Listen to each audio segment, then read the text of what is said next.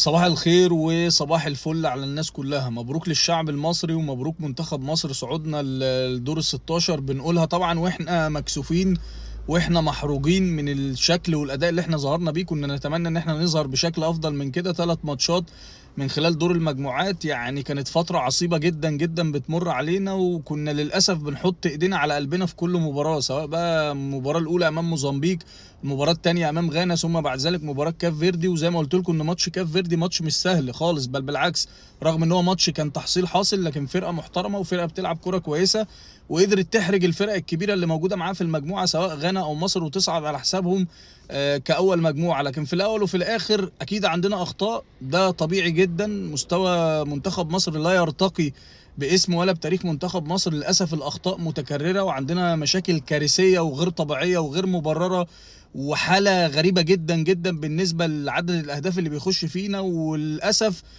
موضوع الحته الدفاعيه مش مقتصر فقط لا غير على الاثنين سنتر باكين، محمد عبد المنعم او حجازي او خط الظهر بالكامل، بل بالعكس احنا عندنا مشاكل دفاعيه في كل الخطوط. بدايه من الخط الامامي مفيش اي ارتدادات دفاعيه ولا في مسانده دفاعيه. نص الملعب برضو مشاكل كبيره جدا في الجزء الدفاعي، وعندنا خط الظهر برضو الاداء والمستوى الكيرف بتاعه معرفش، دروب رهيب.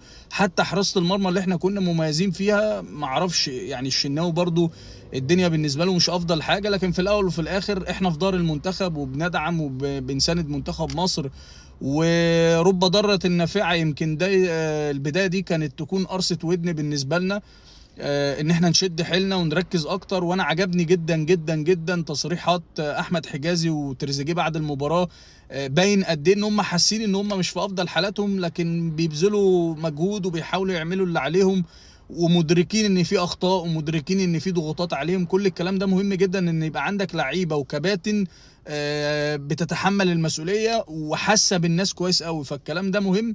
ان شاء الله باذن الله المنتخب يقدم ماتشات كويسه الفتره اللي جايه. عندك فرصه بقى من دلوقتي لحد يوم الاحد او يوم السبت الجاي الماتش، ايا كان بقى، نلعب الكونغو، هنلاعب المغرب، هنلاعب تنزانيا، مش هتفرق معانا كتير اي حاجه. البطل اللي عايز يكسب وياخد بطوله ما بيفرقش وما بيقعدش يحسب الحسابات بتاعته، هلاعب مين ومش هلاعب مين. تلعب اي حد تكسب، ما عندكش اي مشكله. البطوله اللي فاتت ظهرنا ظهور غير جيد في المباراه الاولى امام نيجيريا، ثم بعد ذلك تدريجيا لعبنا السودان، وبعد كده لعبنا تقريبا الكونغو على ما اعتقد، وكسبنا الماتشين. وبعدها بدانا نخش بقى في التقيل بقى، لعبنا ساحل العاج ولعبنا الكاميرون ولعبنا المغرب، وبعد كده رحنا لعبنا السنغال. كل دي فرق كبيره وفرق مصنفه على المستوى الاول يعني. فان شاء الله باذن الله عندي ثقه وعندي يقين ان اللعيبه تستعيد قوتها مره اخرى، واتمنى الراجل بقى يبدا يشتغل على الاخطاء دي. عندك فرصه تبدا ان انت تعدلها، لان للاسف الاخطاء كلها اخطاء متكرره في كل الماتشات.